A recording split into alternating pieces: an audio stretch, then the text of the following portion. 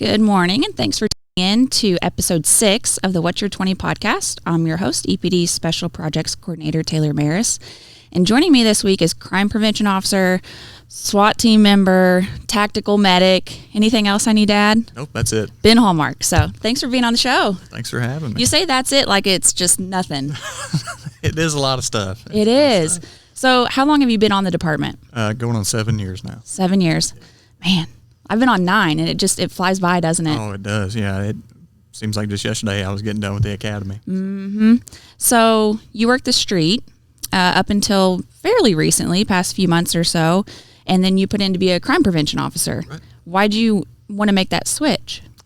To be honest with you, it was one of those things. I got to talking to Sergeant Brewer about it and what direction he was trying to take the crime prevention unit, and I was all on board with what he was telling me. Yeah. You know, it's kind of, I grew up in a small town, so, you know, my idea of police work was a little bit different than somebody that might grow up in a larger Sure. city. So, you know, being in a larger city, I get to kind of implement those small town police and, you know, ideas to it. Yeah. So it's been a lot of fun so far. Yeah. I'm enjoying my spot. Shout out to Southern Illinois, right? That's right. That's what I thought. Good town, Southern Illinois. So being a crime prevention officer, has it been what you expected? Yeah. I mean, yes and no, because until you're back there, you don't realize how much really goes on. Exactly. But there is a lot of work and a lot of stuff that they really do. So. There is. I've whenever I took this position 3 years ago, you know, I kind of had an idea of what the crime prevention officers did, but until I got in this role and worked really closely with them, people have no idea until you're a part of a unit or work closely with a unit what all they do. Yeah, it's a lot. It's a lot. And, you know, it's been awesome back there. You know, Diedrich's been back there with us, kind of leading us around, you know, showing us the ropes and stuff. He's been doing it a long time. He's been a lot of help. Yeah, but, I'm sure. But yeah, it's a whole lot to learn. And, you know, but the people that are out there, you know, in the neighborhood association and stuff have been awesome. That's great. They help me out too. In what sector are you in? West Sector. West Sector, which isn't unusual for you. You've primarily worked West Sector when you were on the street, right? Yeah, I worked West and South, but, you know, West Sector beat 3 and beat 4. I lived in beat 4 for a little while, so it was kind of like being home. Yeah. Yeah. Well, let's talk. I mean, crime prevention is fun and being a part of that unit, but a lot of people are interested in SWAT teams. Like anytime that a call comes through my office, like, hey, can we get the SWAT team at our event? Can we get the Bearcat? That's like the cool, fun stuff. So how long have you been on the SWAT team? I guess this will be my 3rd or 4th year. I don't remember. It all runs in together with as much stuff as I've had. 3rd or 4th year. But in my opinion, that's the coolest job on the department. I guarantee it. I mean, they make shows after it. Yeah. So, yeah, it's really cool. And I think that's what people, when they think about police officers, the next thought is probably like SWAT. Yeah. Like, you know, having all the gear. And speaking of gear, how much, when you were fully have everything on, how much does that extra like add on? When I first got on, we had the big, heavy, like Marshmallow Man suits, and Sergeant Will hooked us up with some. They're smaller, a little bit lighter. Yeah. But I would say it's probably around 40, 45 extra pounds, something like that. Because just us being in our normal uniform with the belt and the vest, that's probably 20-ish. Yeah. So what is your position on the SWAT team? Or can you talk about the different, like there's snipers, there's ropes team. Are there other teams that you could talk about, or what team are you a part of? Yeah. I've got several different jobs. So Shocker. Yeah. I got a lot going on, but I'm part of the sniper team. There's a few of us on there that we train 1 extra day a month outside of regular training. I'm also part of the ropes team, and it's kind of a running joke. It's usually the smaller of the group that get to be on the rope team. Sure. Because heavier people are harder to pull up on. Yeah, that makes total sense. Yeah. And then I'm also one of the team medics as well. Okay. So whenever somebody applies for the SWAT team, which I've thought about it, but I'm like, there's only been one girl, and that's probably for a reason. Like, it's intense. It's a lot. The training is intense. So coming on to become a SWAT officer, I know you have to drag the heaviest person for a certain amount of yards. What else do you have to do when you apply to be a SWAT officer? There's obviously the physical test. We've got some running we've got to do, doing that in full kit, doing everything that you wear on a call out, helmet, rifle, boots, long sleeve uniform, plate carrier, and then do a wall climb, a low crawl, carrying a battering ram and a sprint with a gas mask on, pull-ups, dips. There's a lot. A lot. So it's not just necessarily like whenever you apply for the police department, there's a standard we have to meet. And this is a much higher standard to be on the SWAT team. Yep. So once you're on the SWAT team, what kind of physical training do you have to do? Is there yearly assessments, or what does that look like? Yeah, I mean, it's important. You know, you don't want to be on an operation and not be able to physically do what you need to do because somebody's dependent on you. Mm-hmm. But we do a yearly assessment, but just about everybody on the team has been, you know, an athlete at some point in their life. So everybody tries to stay, you know, in good shape. But that's just not just for a SWAT guy. That's just being a cop in general. Mm-hmm. You know, when you show up, you should be able to handle yourself and be able to take control of a situation if it comes into being something you have to do physically. Right, right, absolutely. How often do you guys train? So we train monthly. For the month of May, we have our weekly training. So we'll be out a full week doing week-long worth of training. But if you have a specialty, whether it be ropes or breachers, snipers, they get an extra day a month. Okay. So. And you guys travel sometimes too for training. Is that the one in May that you're talking about, or? We're actually going to be in town. Okay. But sometimes we go out to Muscatatuck or. Where's that at? Headed out towards Louisville. Okay. But military training facility, they've got, you know, a bunch of special operations military personnel train out there. It's like its own little city just built just for, you know, special operations. So it has a lot of like extra buildings and basically different things that you can use to become better and more proficient. Oh yeah, they've got hospitals, banks. Oh wow. Yeah, it's all set up just. I see what you're saying. So it is like a whole city. So you can, like, if you're responding to like a hostage situation at a bank or something, it's more. Yeah. Very cool. I never knew that. It's a cool spot. Yeah. You guys got a little bit of everything. You guys go to New Mexico sometimes too for training, right? I just got back from there. We went up there and they did a suicide bomber class up there where they showed us how all these different bombs work, our response to that. Wow. You know, and we worked with an agency from Virginia. It was Richmond, Virginia. Mm-hmm. Was there. Oh. They had some teams from New Jersey that were there, so it's, you know, that's completely paid for by the federal government. They sent us down there, and, you know, you're out in the middle of nowhere in the middle of the desert. Yeah. But it was a really cool experience too, and I learned a whole lot while I was there. Yeah. Well, in talking about training, so Officer Craig Pierce is the president of the Indiana SWAT Officers Association. And actually, I mean, Pierce is a very well-rounded guy, yes, for lack of better words. But him being the president, that kind of benefits us as well, because I know that he does a lot of work to try and get us extra training, or with him being the president, that kind of opens up some spots for our SWAT team or SWAT members to go to training. Big time. So is there anything like involved with, I don't even know how to say it, ISOA, I guess, is the acronym for That's it. Yeah. With him being the president, have you seen that be a benefit to our agency? Big time. You know, Craig's extremely passionate about training. Yes. You know, he came from a small department, small town guy, mm-hmm, and he knows how hard it is for some of those smaller agencies to get some of the stuff that we're blessed to have. Right. You know, and you know, the name can be a little bit misleading, but it's not just for SWAT officers. It's for, you know, anybody can come that's a law enforcement officer to get that sort of training. That's what he told me. Yeah, so he's brought classes here. We've had some of the guys that have brought in, you know, we've had, you know, ex-Navy SEALs that have been there. This last time we went, I had Kenny Florian, who was UFC fighter. You know, now he's got his own podcast, doing his own thing or whatever, but, you know, possibly one of the Hall of Famers. He was teaching defensive tactics class there, got to meet him. He's bringing in some really big-name guys that are helping out, and it's growing every year. Yeah, that's what he said. This was the biggest year because I think they hosted the public safety conference this year. And so basically he's trying to get more training, mobile training, less expensive for our agency and other agencies too. Yeah, I mean, as far as the price point goes, like if you were to go and pay out of pocket to go to a 2-day class, you're looking at, you know, anywhere from $500, $750. Yeah, just for the class. Just for the class. I mean, these guys are, you know, and the giveaways they give, they do mm-hmm, door prizes and stuff during the banquet. They had a really cool speaker this year. It's a really good time, and I strongly encourage anybody that's a cop to go to that, figure out an opportunity too. And is that just for Indiana police officers?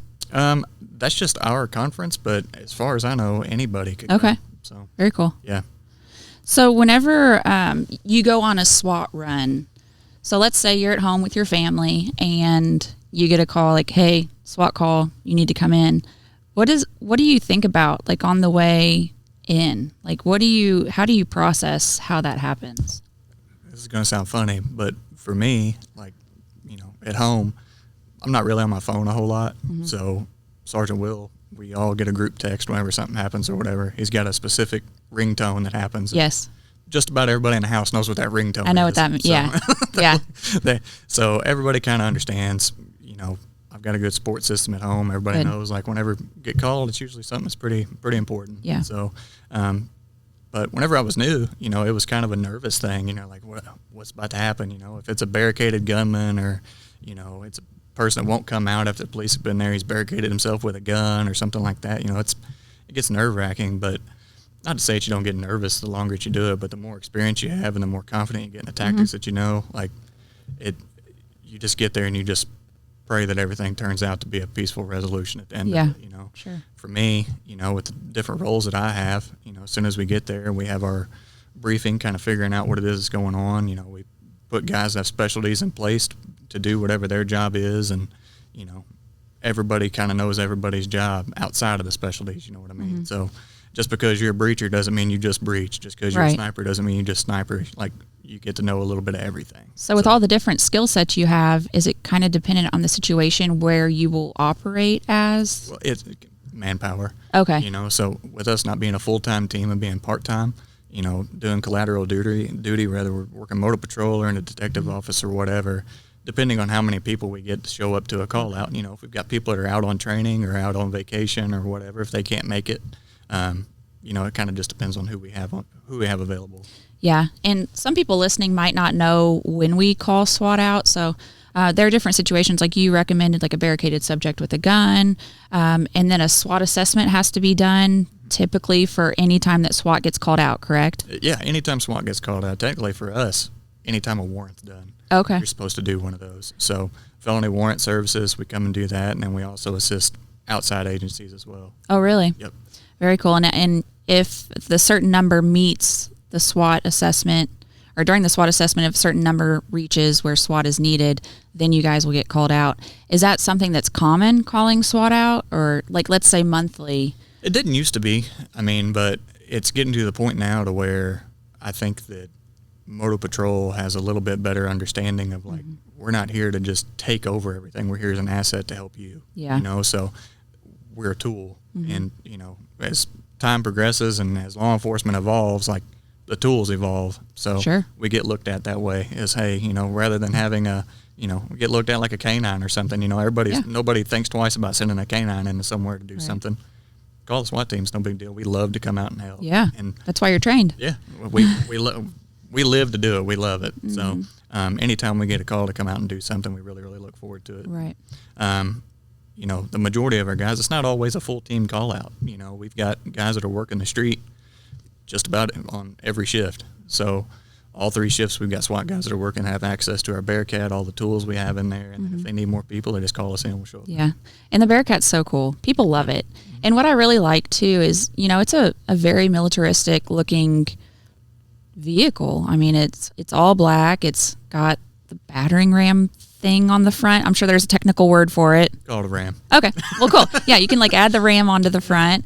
But we also like to let kids go inside of it too at community events, and they get to see all the cool SWAT stuff. And I imagine a lot of those kids, being in there, they want to grow up to be like you all. Oh yeah. And that's what I enjoy about this job, is trying to get children to love the police and want to be the police, because we need all the people we can get. That's cool, because I've been there at a couple of events and letting the kids get in there and stuff, and they love it. But I think back to myself, like being a kid coming down to Fall Festival and stuff and seeing the snipers up on the roof and doing Overwatch or whatever, and I remember thinking to myself, like, that is the coolest thing ever. Yeah. Like, and now I'm here. You know? So it's seeing those kids. It's like, I wonder whenever I'm older, like, if any of those kids that sat in Bearcat at that time are going to be the ones that come out there. I know. Cool. I know. I totally understand that feeling. So let's talk about being a TAC medic. You, if I remember right, you had some sort of EMT training before you came on the department, right? Yep. Okay. I worked for USI Public Safety Office before I got hired out here. And their biggest thing was having EMTs out there rather than having, Perry Township or AMR come out. They could handle a whole lot of the runs and stuff for the sporting events and things like that. Yeah. And put me through EMT school. So I did not know that. Yep. I knew you were an EMT, but I didn't know that you were at USI. Yep. That's very cool. So you already had kind of the basic training, I suppose. So the TAC medic team is fairly new to our agency. It's been around for a little while. It's just Grown. taken a little while to expand. Yeah. And, we've had some retirements, and things like that have come into play, and, it kind of got put on the back burner a little bit, but it's starting to gain some traction now. Well, it seems like, different runs, like, hey, do we have a TAC medic? I feel like I hear it more on the radio now than I used to. So you guys are very important, obviously. I mean, every officer is important, but having a TAC medic, whether it's for our own officers or for people in the community to be present on certain runs, is very beneficial. So what kind of training do you have to be a TAC medic? Or what kind of qualifications do you need to have? We've got a couple of new guys that are coming through now that are completing EMT school. EFD does theirs, and whenever they're having their academy, they can send our guys through it. Okay. It's kind of expedited, and, it's a really good class. But outside of that, you've got to have the TCCC training, which is the Tactical Combat Casualty Care, which is what the military uses. Mm-hmm. Once you get that, your EMT, and then a SWAT school. There's a couple of other things. It's been a long time since I've had to get all that stuff finished. But once you get through with that, the main idea between the TAC Medic program is during a critical incident or a big scene or something like AMR or EFD, they can't go in and start beginning rendering aid until the threat's taken care of, But with the TAC Med guys, we can go in, and as a SWAT team is moving through and dealing with whatever that problem is, we can stop the dying quicker. Yeah. So, that's a good point to make. I'm glad you made that, because I was just thinking about not even situations like that, because we do have to have AMR or fire stage until the scene is clear for them to enter. So very, very beneficial for you guys to be there promptly and there immediately whenever an incident may occur. So on this get up, do you carry extra medic equipment on you? Yeah, I carry a small medic pouch back here. I call it my blowout kit. But what that is, I don't know if I want to know why it's called that. Bullet holes. You get blown out. Somebody getting shot, something with a gun. Something that happens pretty frequently. I've got all the stuff in there to hopefully get them to a higher level of care just from street level before the ambulance gets there to load them up. Yeah. And, also there's some stuff on here that's for me, like carrying a tourniquet. If I get shot in the arm or an appendage, I can fix myself. Right. So. And then on your SWAT gear, is it do you have a travel bag or? I've got, we used to have the great big, they were mass casualty bags. I feel like it's red, It's black. Oh, okay. Well, of course it is. You're SWAT guys. Everything's black. Everywhere. But it was massive. And I ended up buying my own, but it's a little bit smaller, and I wear it over top of my other stuff. Okay. But on every SWAT guy's got an individual first aid kit. Okay. IFAC kit. Yeah. So that stuff on them, I kind of take on that role of making sure that everybody continues to keep up with that stuff, make sure stuff's not expired, tore up, because we're out all the time, whether getting rained on, gets ruined, or whatever. We want to make sure that stuff is good, because if something happens to them, I'm going to use their stuff on them. Right. So. Yeah. So whenever there's a SWAT call out, is there always going to be a TAC medic? I mean, I know that, like you said, there are officers working certain patrol shifts and take vacations and are at trainings, but ideally you want to have a TAC medic with you on every SWAT call out. Yep. Typically we always have one. Nick Helfert just got added to the team. He was a firefighter for a while. He's got his EMT stuff, TAC medic. He's really squared away. I was happy to have him, because it was one of those, I've got a lot of responsibilities with the other stuff. And sometimes that would be something that would kind of get pushed to the wayside. Like, okay, we've got him here, but then I'm also doing something else. Like with him here, we can actually devote, a TAC med to actually just doing that. Yeah. So That's awesome. Is there anything that you want to talk about that we haven't talked about, or anything in particular that stands out to you as an officer? Anything like you've mentioned a couple times, like being the little boy that sees the police officer or sees the SWAT guy or watches those shows? Is there anything you would say to those little kids maybe that one day want to walk in your footsteps? Just work hard. That's the biggest thing is this. I know hearing from the older guys, like the process of becoming a police officer used to, take a year and a half. Like I know the recruitment guys have really, really, sped that process up to where, like, if you were, in high school, 17, 18 years old, and this is a path that you want to take, we've got internship programs now. We've got, once you get old enough, you can do your ride-alongs. talk to us. If you see us out somewhere, like, we'll be more than happy to talk to you and let you know. Yeah. If you want to see our stuff, all SWAT guys like stuff. So we can show you all of our stuff. Always black with Velcro on it, like you said. Velcro, patches, there's always something. So. Yeah. Well, and I forgot to mention, too, we just hosted the first annual SWAT Fest Community Car Show. So that's different than the SWAT Challenge. Yep. And so really, grateful that our Evansville Police Foundation partners with the SWAT team to be able to put on these different events to raise money for the SWAT team. And also thanks to the event sponsor, Heritage Petroleum. They've been a huge sponsor of the SWAT team and the SWAT Challenge for many, many years now. And so, these events help raise the money for this equipment and these things that the SWAT team needs. So big shout out to them, and I appreciate you being on the show. And you can tune in again on Saturday, August 6th at 9 a.m. Make sure to subscribe and follow our Spotify and YouTube accounts to stay up to date on all podcast releases. Thanks, Ben. Thank you.